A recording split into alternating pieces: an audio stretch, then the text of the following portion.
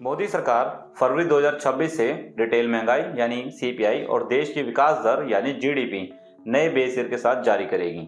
GDP और index of industrial production यानी IIP के लिए अब नया आधार वर्ष 2022-23 होगा, जबकि सीपीआई के लिए बेस ईयर अब 2024 होगा। बेस ईयर वो साल होता है जिसकी कीमतों को आधार मान लिया जाता है और उसकी वैल्यू 100 तय कर दी जाती है। इसके बाद आगे हर साल कीमतों की तुलना इसी बेस ईयर से की जाती है। फिलहाल अभी जो महंगाई और ग्रोथ के आंकड़े हम देखते हैं वो 2011-12 के आधार पर ही कैलकुलेट होते हैं, यानी आज की महंगाई, आज की ग्रोथ और आज की इकोनॉमी 14 साल पुराने पैमाने से ही नापी जा रही है। लेकिन अब मोदी सरकार एक नई सीरीज जारी करने जा रही है जिसका असर देश की पूरी इकोनॉमी की तस्वीर पर पड़ेगा। लेकिन इस बेस ईयर को बदलना क्यों जरूरी है, आइए समझते हैं। 2011 से लेकर आज तक भारत की अर्थव्यवस्था पूरी तरह बदल चुकी है। लोगों के खर्च करने के तरीके बदल गए हैं। आज लोग सिर्फ रोटी, कपड़ा और मकान पर ही खर्च नहीं करते।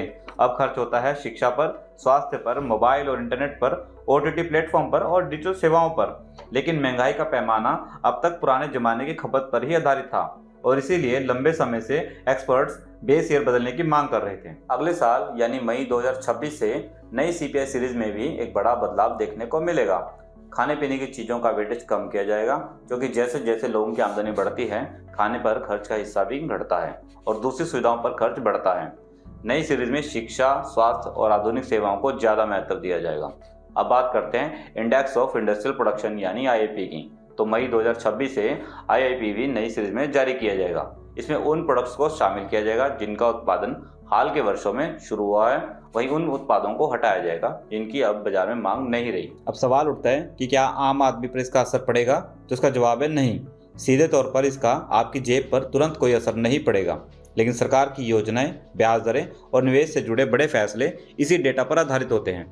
तो सीधे तौर पर इस बदलाव का फायदा सरकार और रिजर्व बैंक दोनों को मिलेगा, क्योंकि जब डेटा ज़्यादा सटीक होगा तो फैसले भी ज़्यादा सही लिए जा सकेंगे और रिजर्व बैंक को ब्याज दरें तय करने में ज़्यादा भरोसेमंद डेटा मिलेगा।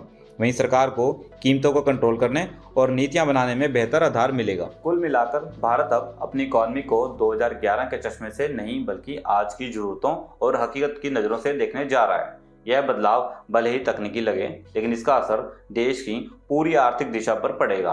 अगर यह वीडियो आपको अच्छा लगा हो तो इसे शेयर करें और ऐसे ही डीप एनालिसिस वीडियो के लिए दैनिक ट्रिब्यून को सब्सक्राइब जरूर करें।